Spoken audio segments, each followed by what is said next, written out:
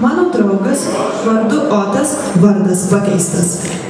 Ėmė domėtis tik tai savimi ir visai pamiršo pasidomėti manimi. Aš bandžiau atkreipti jo dėmesį ir kai užsisukdavo, beldžiau į nugarą. Kai atsisukdavo, staiga įteikdavo garuojantį kalakutą raudonoje lėkštėje. Karštą garuojantį kalakutą. Kiek vargo man buvo, kai turėjau su savim visur tampytis jį ir kitus karštus garuojančius kalakutus. Padovanojau juos 6. Bet Otas, vardas pakeistas.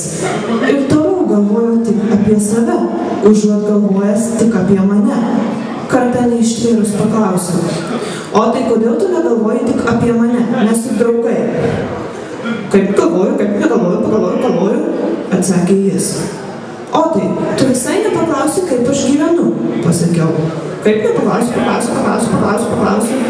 teisinuosi, o tada paklausiu. Sigutė, kaip gyveni? Nežinojau, ką čia dabar atsakyti.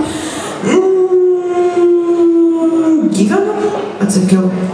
Na tai papasakokit plačiau, pasakė jis, judindamas tik lūpas, bet visai nejudindamas veido.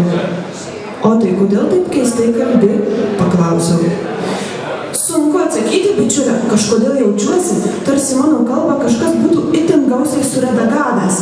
Ar tik bene nebūsiu įsivėlęs į kokią nors literatūrinę poemą? Atsakė jis ir vėl judindamas tik lūpas ir visai nejudėdamas pats. Tiek to, pasakiau, tu geriau paklausyk, ką aš veikiau. Pirmadienį aš atsikėliau ir man buvo liūdna, bet laikiausi. Vakare važiavau į banką, bet kai važiavau, buvo jau uždarytas, todėl susitikau su buvusia klasiokė, kurios vyras yra buvęs pilotas, tai buvo nepaprasto dosnumo žmogus. Aš visada norėjau išvažiuoti į Teksasą.